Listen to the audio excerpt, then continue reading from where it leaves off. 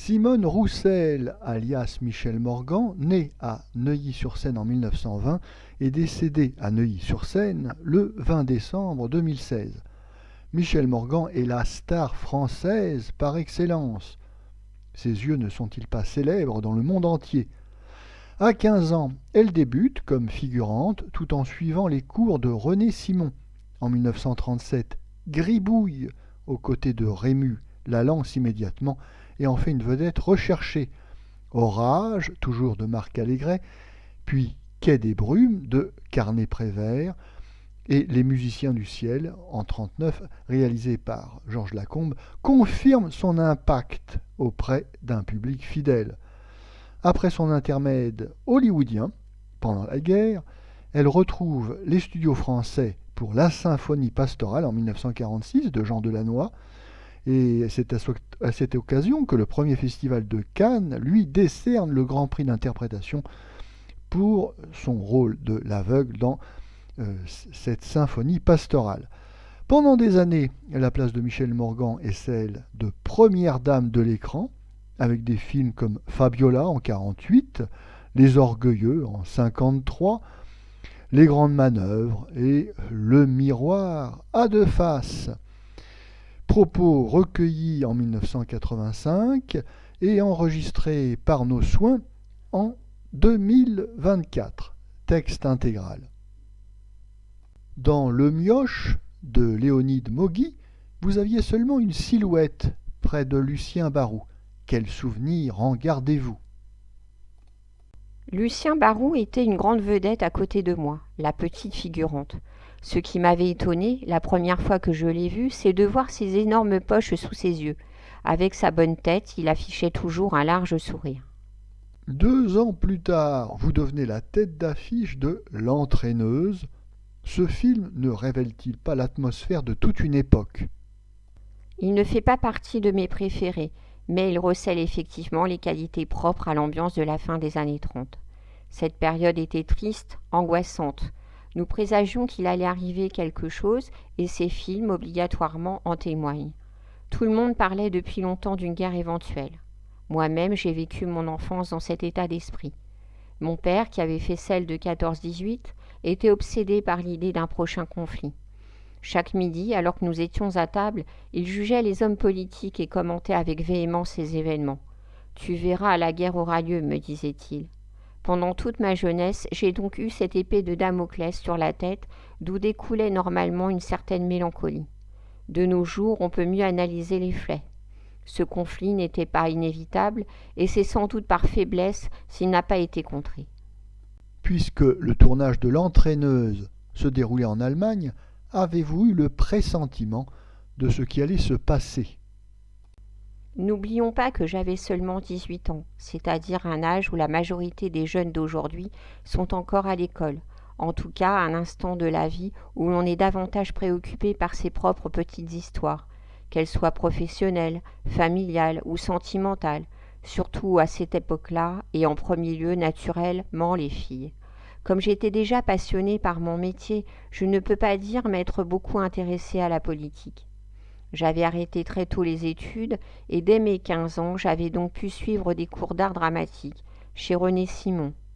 Mon père nous avait tellement assommés pendant des années à nous prédire ce qui allait se passer, ce qui est arrivé, il avait tout à fait raison, qu'au lieu d'écouter ses points de vue, je n'y prêtais plus attention.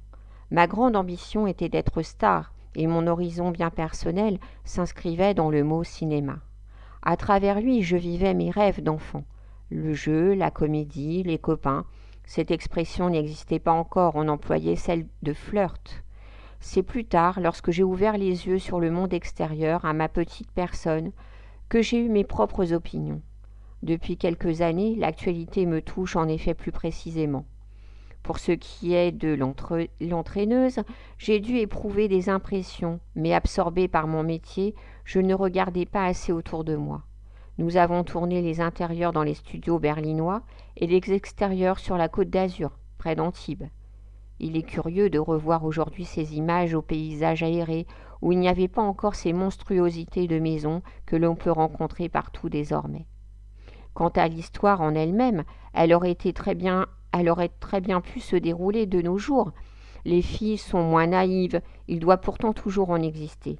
Transplantée dans un contexte actuel, l'action aurait cependant moins de charme. Apprend-on ce métier? Peut-être l'apprend-on, mais la sensibilité nécessaire à l'expression dramatique, qui peut se définir comme le talent, on la possède d'abord en soi. C'est ainsi que l'osmose se crée et se développe avec les années lorsqu'interviennent des éléments aussi indispensables que la diction, l'élocution, le maintien. Le naturel recherché aujourd'hui, évidemment, est souhaitable, mais faut-il encore être compris distinctement, problème de la plupart des jeunes actuels acteurs. Je crois que l'on peut être naturel, je me suis toujours efforcé de l'être et crois l'avoir été, sans pour cela avoir l'air d'articuler. Aussi Rému et Jean Gabin, s'ils n'avaient pas suivi de cours, apportaient-ils en contrepartie leur expérience de la scène, car l'école du music-hall est sans conteste l'une des meilleures. Jouvet avait pour lui son actif théâtral et des acteurs comme Gérard Philippe ou Bernard Blier avaient suivi les cours du conservatoire. Ressentiez-vous le besoin de création? J'avais en moi cette envie de m'exprimer, de m'épanouir par ce métier. Malgré tout, à bien réfléchir, je crois que ce qui m'a poussé vers le cinéma relève en fait de l'exhibitionnisme. Fasciné uniquement par son aspect facile et rutilant, je souhaitais devenir une star, au même rang que John Crawford ou Jane Harlow. Au début des années 30, il faut savoir qu'Hollywood représentait un monde miraculeux qui ne manquait pas de provoquer de nombreuses vocations. Pour ma part, mon plus cher désir était de ressembler à Garbeau. C'était mon idole.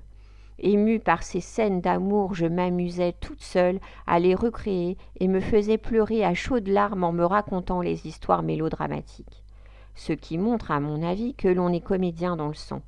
Par la suite, j'ai connu le côté plus sérieux, plus profond de la profession. Mais au départ, je l'avoue, seul le goût de la célébrité m'y avait incité. La vie quotidienne ne vous décevait-elle pas par rapport à tous ces récits merveilleux de l'écran? Sûrement, ma vie tenait à une éducation de jeune fille, issue de la petite bourgeoisie, et j'aspirais tout naturellement à un univers plus éclatant.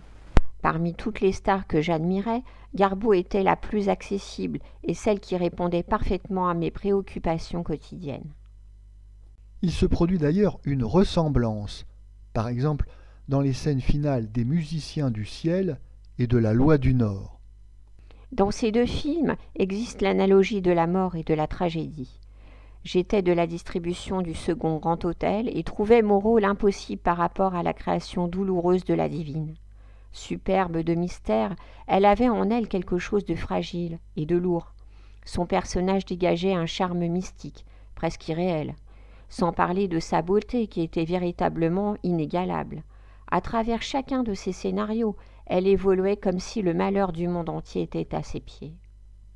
Plusieurs contemporains laissent entendre que Rému et Jean Gabin n'étaient pas spécialement attirés par l'intellectualisme. Quel est votre avis? Là encore, je dois préciser que lors de ma rencontre avec Rému, j'avais 18 ans. Peut-être étais-je tellement imprégnée par mon rôle, renforcée par l'admiration que je lui portais, j'étais une toute nouvelle venue dans ce milieu, que je ne pouvais me rendre compte tout à fait. En revanche, j'ai mieux connu Jean Gabin, et puis je puis vous assurer qu'il n'était pas sot. Et, puisque je me donne le droit de juger, je dirais même qu'il était justement tout le contraire.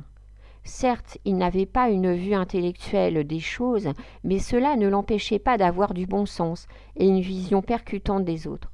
Ceci dit, pourquoi Rému et Gabin seraient-ils des intellectuels? L'un et l'autre étaient pourvus d'autres dons, ce qui leur a permis de réussir la carrière que l'on sait. À mon avis, ces opinions sont sévères et injustifiées. En général, c'est une chose curieuse, les célébrités se jugent entre elles très durement. On épie, on envie ceux qui sont arrivés à la première place, et l'optique change suivant sa propre position sur l'échelle. Gabin se moquait-il du cinéma? Au contraire, il était très content de rencontrer le succès.